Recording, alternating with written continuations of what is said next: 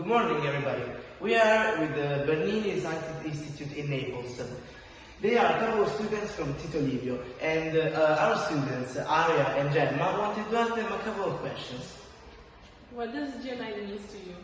For me, Genite is an important project because we can learn new things about geography and science.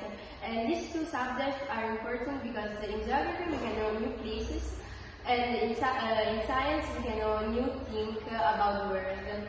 I think that the project of Genite is really important. Word to Aria. So good morning.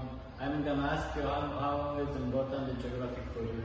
Geography is a very important subject for us because you can learn a new place and think about the place that you live. And you can also learn place to travel.